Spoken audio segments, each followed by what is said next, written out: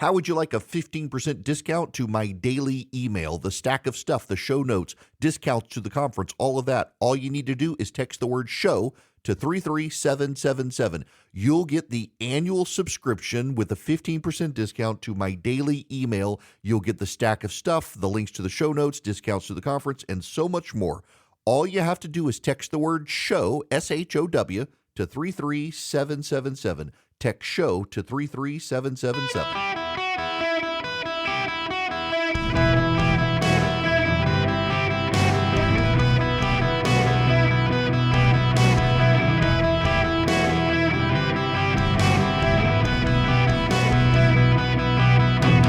To the Eric Erickson Show podcast, Hour 2.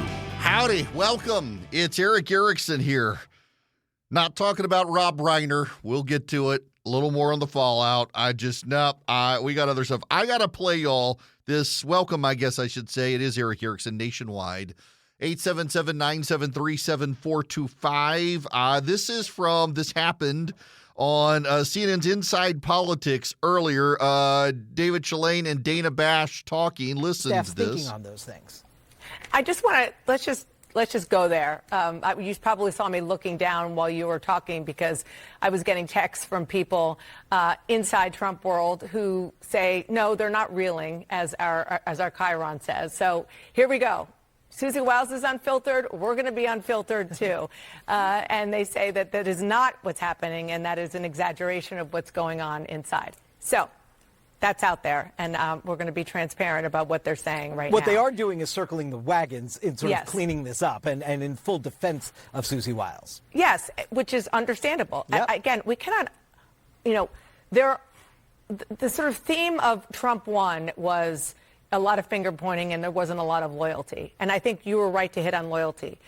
I have not met anybody who does not, in Trump world, and frankly, even some Democrats who deal with the White House, who does not adore Susie Wiles. Yes. Here's the thing about Susie Wiles. I'm pretty sure she doesn't like me. Years ago, I said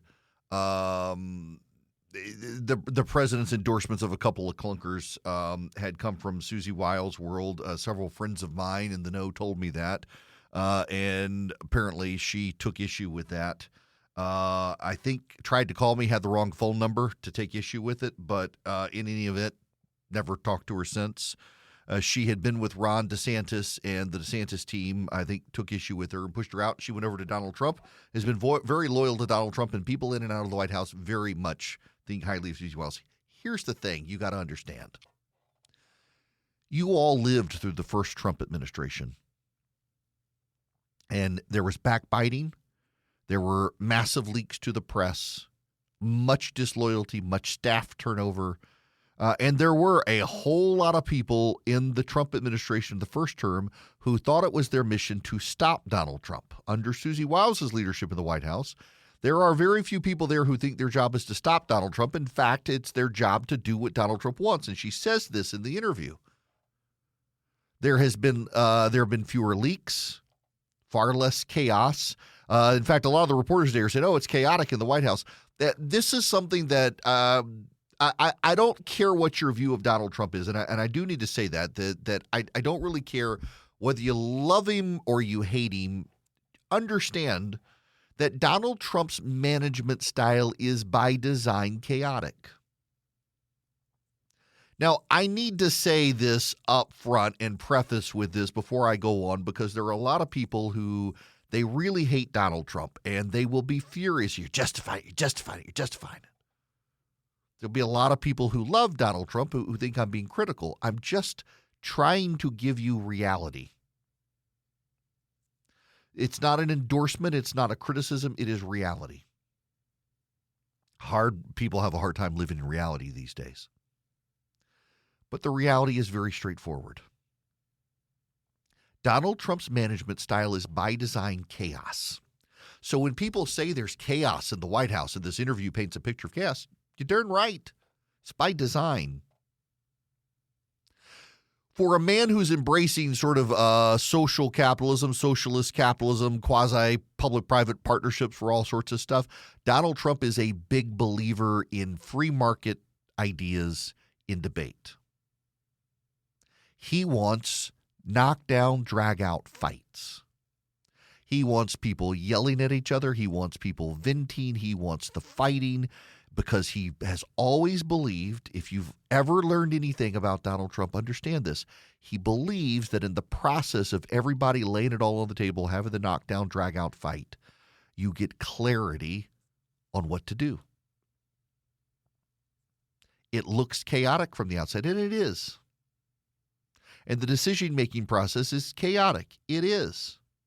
And oftentimes it's contradictory. It is. But when you understand how they get to these points, and they get to these points through a level of fighting and a level of ruthless antagonism with each other, while the president sits there and listens to it all, and then he, based on the arguing, based on the passion, based on the emotion, and based on the argument, says, this is what we're going to do. And by the way, if you come back the next day and the other side has a better argument, well, he's going to change his mind. That's what he does. And in the first term, Donald Trump's chiefs of staff felt like their job was to cut that stuff out, arrive at a decision for the president, and have him say, make it so. And in this administration, Susie Wiles believes, let the fight happen and let Donald Trump make up his mind and then carry it out. And as she says repeatedly in these interviews, that oftentimes she loses. She thinks they should do something, she loses, and they go on about their way. And whatever the decision is that the president makes, her job is to carry it out, whether she agreed or not. That, by the way, is the purpose of a chief of staff. That is being a good chief of staff. You may disagree, but you carry it out. I have a team around me. We often vigorously disagree with each other. It's my company. It's my show. And at the end of the day, I tend to allow them to arrive at the conclusion because I trust them. I've surrounded myself with great people. They give me good advice. And I try to bring consensus. But occasionally, I got to be the one to say, this is what we're doing. And they're very passionate, and sometimes they disagree. And at the end of the day, this is what we're doing, like it or not. Susie Wiles believes her job is to carry out the mission of the president and allow the creative destruction of the marketplace when it comes to even to ideas. Battle out the ideas. What you don't see in this administration that you saw in the last administration was the ruthless desire to sabotage each other in the press. You see some of it. It still happens, but not nearly as much. Let's not be naive here. We all remember the first administration.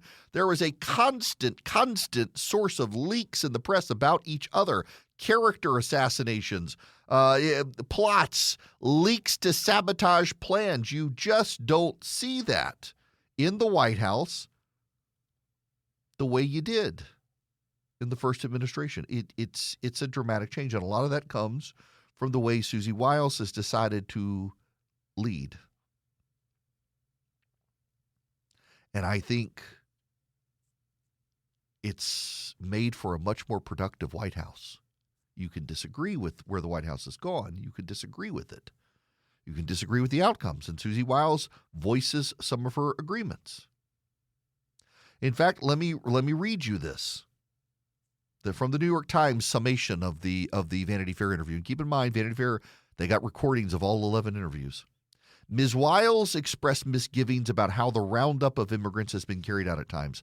I will concede that we've got to look harder at our process for deportation, she said. Criminals should be deported, she added. But if there's a question, I think our process has to lean towards a double check. When two mothers were arrested and deported with their children after voluntarily attending routine immigration meetings, she said, I can't understand how you make that mistake, but somebody did. By the way, she's not wrong there. I've mentioned this before. The reason Hispanic voters are drifting away from the president, there's plenty of data, some people just refuse to acknowledge the data, is not because they're opposed to the deportations. They're opposed to the feeling like if they show up at an immigration meeting, they're going to get deported. They want the criminals, the gangbangers, and even the recent arrivals gone. They don't want themselves targeted because they're a legal resident and suddenly they're questioned or they're a citizen. They don't want that, and that is happening. You may not hear it's happening, but it is happening, and she's right to raise the flag about that. She's right. It's just an interesting dichotomy how this is breaking down. It's very, very, very interesting. And then I got to say, There are some things that she can't control. The article in Vanity Fair says she has a live video feed of Donald Trump's social media account. Think about that. He's doing these things himself. The Rob Reiner message fell flat. The Rob Reiner message, if anything, it hurt the president with not his core base. And again, this is one of those things where you have to be a grown-up and understand the point.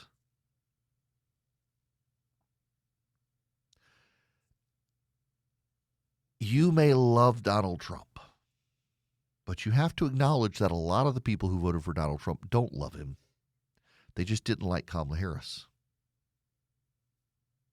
And those people may sit out the midterms because they're not loyal to Donald Trump like you may be. He's useful to them for an agenda. They like the deportations.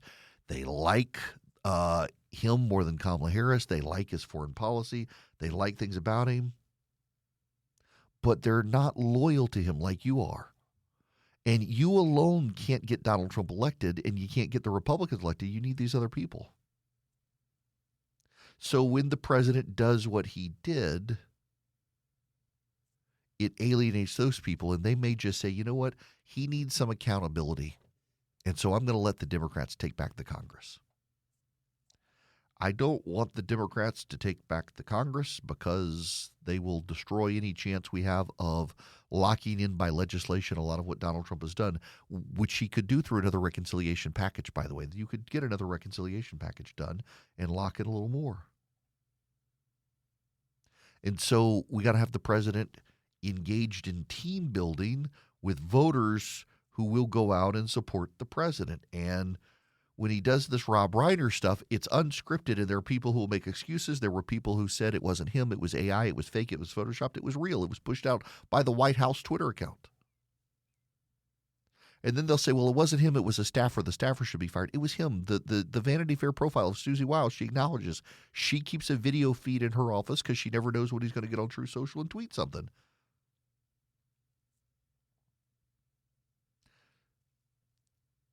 The problem is the president makes it all about himself.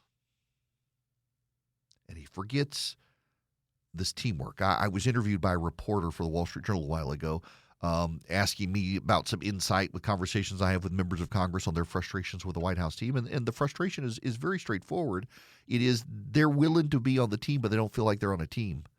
They feel like the White House snaps their finger and says, jump, and you got to jump. Vote, and you got to vote. They want to be collaborative. They are a separate branch of government. They matter. And as the president heads more and more into lame duck status, and by the way, the Rob Reiner comment just pushes it even further as people try to move beyond Trump. They want to be a part of the process, not just a vote. And Susie Wiles gets this in the White House. The question is if the president gets this. And I don't think the president does. The president likes to be the star of the show, and he doesn't like to show the spotlight. And one of the big problems here is that the president's got to share the spotlight with a lot of other people because, well, the president of the United States, he's one man who can get nothing done through Congress without bringing Congress on board. Building those relationships matters greatly. And it's why he shouldn't have done the Rob Reiner tweet, because now it's another day that Republicans can't talk about their message. They've got to talk about what the president tweeted. And the White House Chief of Staff understands these things and is doing the best she can. And again, I got to say, I read the entire interview with Vanity Fair as resetting the board for the midterms, putting people in their place who have gotten too big for their britches. Here's the president through his chief of staff saying these things about the people who work for him, getting them in place for the midterms. And I actually take that as a positive sign, believe it or not. Hello there, welcome. It is Eric Erickson here. The phone number, 877-973-7425. If you text the word golf to 33777, you get your chance to win a Van Allen golf putter. If you go to vanallengolf.com, you can check them out. They're coming on board as an advertiser next year, and I love their putter so much. I got mine today, held it in my hand, let others use it at the golf club. Everybody was impressed with it. Want you to have one. I'm buying them for you. It's not a giveaway from them. I'm buying 3 putters for people, and I'm excited. Now, okay, here we go. I gotta talk about the jobs numbers real quick. It's very interesting data. From September to November overall, non-farm employment is down 41,000. But private employment is up 121,000. Government employment in the last 2 months has declined by 162,000 jobs. So the U.S. unemployment rate is now the highest level since September of 2021. It's kind of an odd assortment of jobs data out there in the market. And very, very fascinating to me how the numbers look. And you get a sense that between tariffs and cost cutting and AI, there actually is a rollback in jobs. In fact, there are more and more stories about AI beginning to take people's jobs, particularly in white-collar fields, not blue-collar fields. The creative class is going to be protected to a degree, but lawyers, administrators, marketers, things like that, they're all going to be rolling back because of this.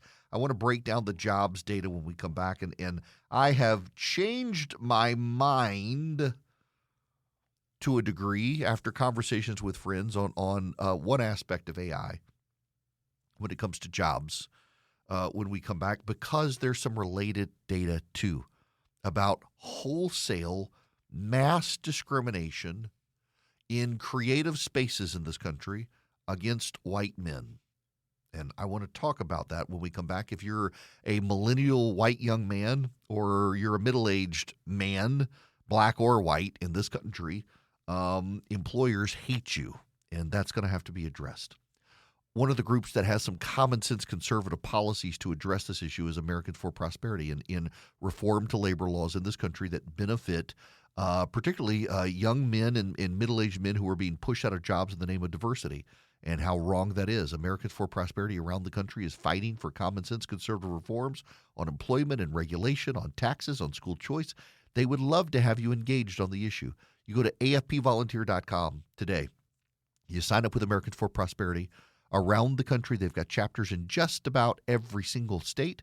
They do events. They find good people to run for office and help them get elected. They find good people to be activists and door knockers and block walkers to turn out the vote. They find people who can persuade legislators to do the right thing. afpvolunteer.com is the website, afpvolunteer.com. Great people, Americans for Prosperity. I'm on their board of advisors. I do events for them around the country.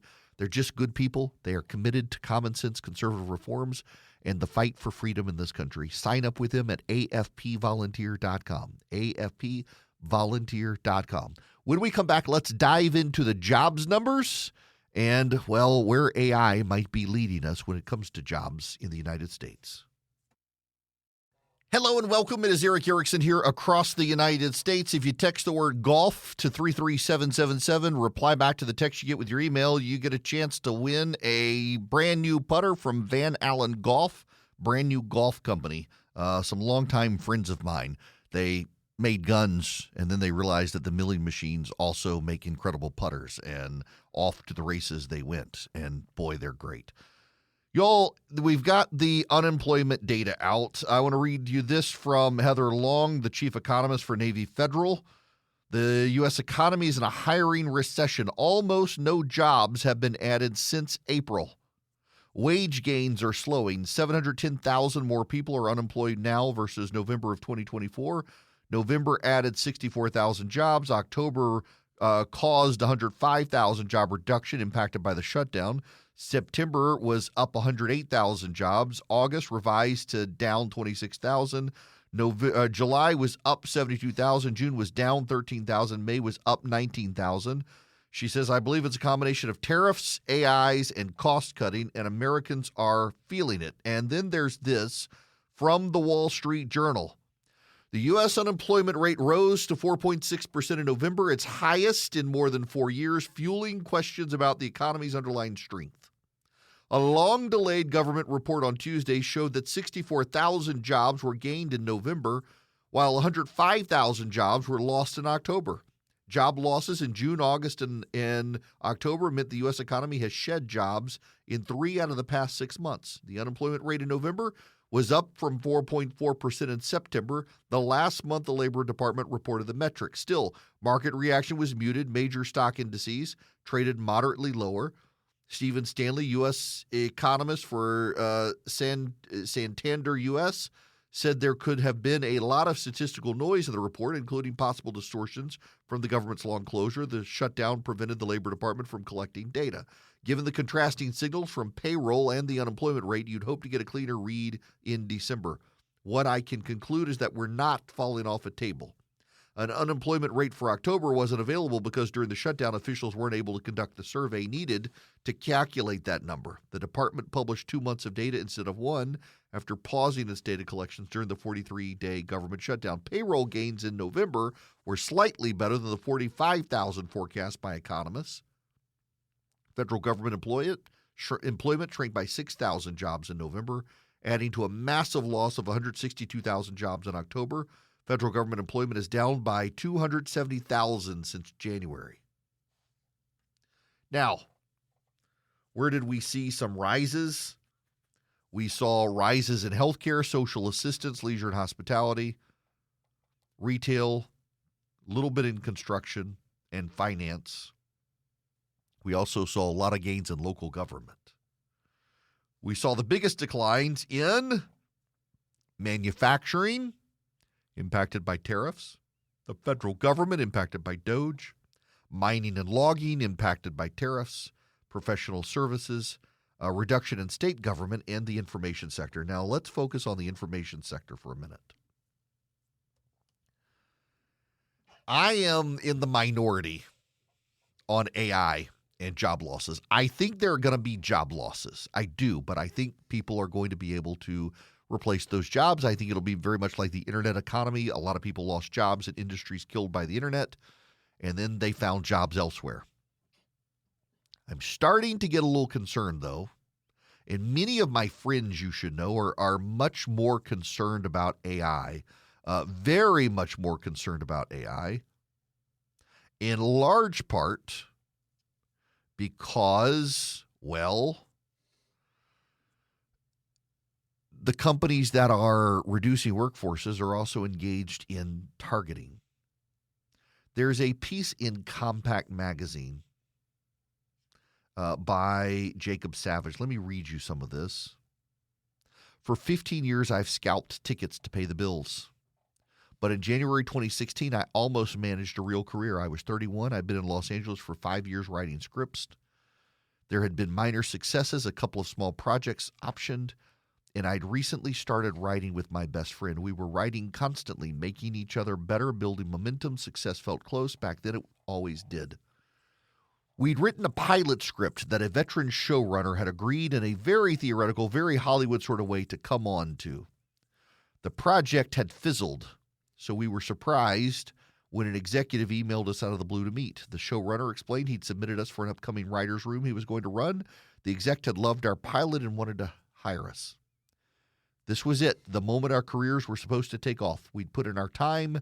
I'd been tutoring SATs and reselling tickets to make ends meet while I wrote, and 5 years seemed par for the course based on the slightly older guys we knew who'd made it. But of course, by 2016, we were already too late. The showrunner emailed us back apologetically. I had initially thought I might be able to bring you guys on, he wrote, but in the end it wasn't possible. We met with the executive anyway, a Gen X white guy, who told us how much he loved our pilot. But the writer's room was small, he explained apologetically, and the higher-level writers were all white men. They couldn't have an all-white male room. Maybe if the show got another season, they'd be able to bring us on, but they never did. The doors seemed to close everywhere and all at once. In 2011, the year I moved to Los Angeles, white men were 48% of lower-level TV writers. By 2024, they accounted for 11.9%. The Atlantic's editorial staff went from 53% white and 89% white in 2013, 53% white male, or 53% male and 89% white in 2013, to 36% male and 66% white in 2024. White men fell from 39% of tenure track positions in the humanities at Harvard in 2014 to 18% in 2023. In retrospect, 2014 was the hinge, the year DEI became institutionalized across American life. In industry after industry, gatekeepers promised extra consideration for anyone who wasn't a white man, and then provided just that. With every announcement of promotions, there was a desire to put extra emphasis on gender or race, a former managing consultant recalled. And when you don't fall into those groups, that message gets louder and louder and gains more and more emphasis. On the one hand, you want to celebrate people who have been at a disadvantage. On the other hand, you look and say, wow, the world is not rooting for you. In fact, it's deliberately rooting against you. As the Trump administration takes a chainsaw to the diversity, equity, and inclusion apparatus, there's a tendency to portray DEI as a series of well-meaning but ineffective HR modules. Unfortunately, there's been a ham-fisted DEI programming that is intrusive or even alienating. But for the most part, it is a relatively benign practice meant to increase diversity while also sending a message that workplaces should be fair and open, reported Kiana Yamada-Taylor in The New Yorker. That may be how Boomer and Gen Z or Gen X men experience DEI, but for white male millennials, DEI wasn't a gentle rebalancing. It was a profound shift in how power and prestige were distributed. Yet practically none of the thousands of articles and think pieces about diversity have considered that. This isn't a story about all white men. It's a story about white male millennials in professional America, about those who stayed and who mostly stayed quiet. The same identity a decade apart meant entirely different professional fates. If you were 40 in 1914, born in 1974, beginning your career in the late 90s, you were established. If you were 30 in 2014, you hit the wall. Because the mandates to diversify didn't fall on older white men, who in many cases still wield enormous power. They landed on us. By the way, I would note a number of articles have come out showing essentially emails saying that you've got to discriminate against young white men. And by the way, it's not just there. It is some newsrooms. USA Today has been notable. I've seen several people point to USA Today where you get 3 white men in leadership. Don't know how many of them are on the Rain Alphabet Gang. But high quotas to seriously diversify. And I gotta say that I am not surprised by people overplaying their hand. Here, my friends, is something I think is very notable for you to consider. And this is why I've had a little bit of a change of heart on AI. I think that AI, in and of itself, will replace some jobs. I know a couple of people who've lost jobs to AI already, and they're finding new jobs. And my belief had been that people, like with the internet, would be able to shift into new spaces created by AI, that AI will provide new job opportunities and people will be able to shift those. But here's where my big concern about AI comes in now. And we've seen this. I forget the name of the website. It's the HR website that a lot of companies use. And there's now a massive class action lawsuit that turns out if you were rejected by one company through that algorithm, that you were rejected by every single company. If you applied to one company and you got rejected, you were then rejected by every other company that used this HR hiring tool. There's a massive class action lawsuit of, it looks like it's going to be millions of people, where the AI, the algorithm, vetted your resume. And if it rejected you for one company, despite each of these companies being separate, that shared interface rejected you across the board. Said, oh, I remember this guy from that company, reject. I remember this guy, reject. And what are we finding? We're finding that middle-aged men, once they lose a job, cannot find new jobs, and 30-something men can't find starting jobs in certain fields. It's the algorithm that AI is being deployed. And here's my new fear about AI. It's not that AI is going to replace it will replace a lot of low-skilled jobs. It will. And as a college student, you're going to have to get a more advanced degree to be able to jump in on the ladder ahead of where AI is taking jobs. But my concern is that companies will deploy the AI to engage in systematic discrimination against unfavored classes, and that will disproportionately target young white men. There will be jobs that AI can't replace. Your plumber's not getting replaced. Your electrician's not getting replaced. A lot of the AI, ironically, is going to hurt white-collar jobs more. But there's something else I think that AI is not going to replace, the creative aspect of humanity. A buddy of mine who was an accountant the other day said, contrary to belief, AI is not going to replace CPAs. Why is AI not going to replace a CPA? Because he said, there are some CPAs who will get replaced, and they're the ones who do everything down to the letter. They offer no creativity. Those are the ones who are perfectly fine emailing you constantly. He says, but the accountants that you get on the phone, the good accountants, the ones who are like, yeah, I think we could do that. They don't want to put it in writing, though. They don't want to leave a paper trail. He says, you're not going to replace those accountants with AI. A lot of people have accountants who will justify expenditures and put it in boxes. They leave it all out of writing. They talk to you on the phone. They tell you how to do it to shape it for tax purposes. You're not going to replace those with AI. AI, you're going to replace the difficult accountants, the ones who offer you no creativity. Everything is by the books. You can't justify or rationalize a purchase in one way. You can't concoct the paper trail to show the purchase went to something else. Those guys are gone. The creative guys are here to stay. The architects, I was talking to a buddy of mine the other day about architecture. He's like, there will be some aspects of AI to speed up architecture, but you got to have the creativity of a person to build a house. He said that what you find when you get into AI algorithms that are doing architecture, like a buddy of mine, he's trying to build a building with AI, is everything is iterative. There's no creativity in the aspect of it because AI can't be creative. Says the creative fields are going to be fine, but here's the problem. AI is going to be weeding out the young white men in the name of diversity, because these companies using the AI channels, the companies that build the AI, are premising them on racial discrimination in the name of diversity. And that's, I think, the big threat to AI. And what it really is the algorithm. The algorithm is becoming a real threat to society. And there will be people on the left who say this is good. We are reprioritizing racial balance. The problem is there are a whole lot of white people in this country in terms of population.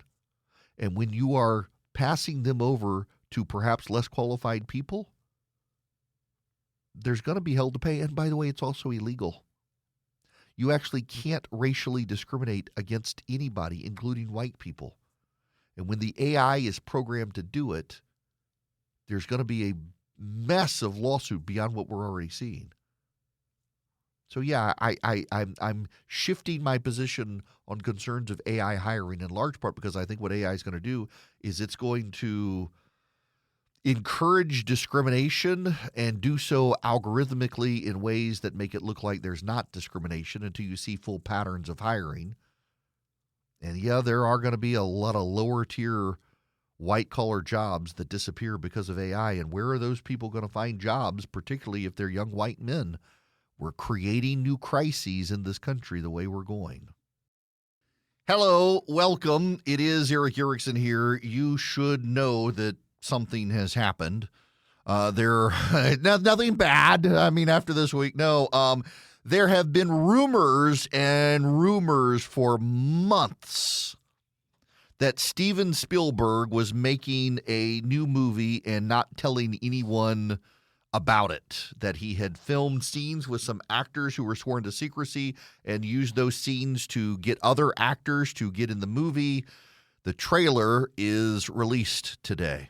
It's called Disclosure Day, comes out in June of next year in theaters, not streaming services. And it is about, we are not alone in the universe. People are saying it is part E.T., part Close Encounters of the Third Kind. It is essentially a Steven Spielberg alien flick, which means it's going to be phenomenal. War of the Worlds, E.T., and Close Encounters of the Third Kind all rolled in together. I'm there for it.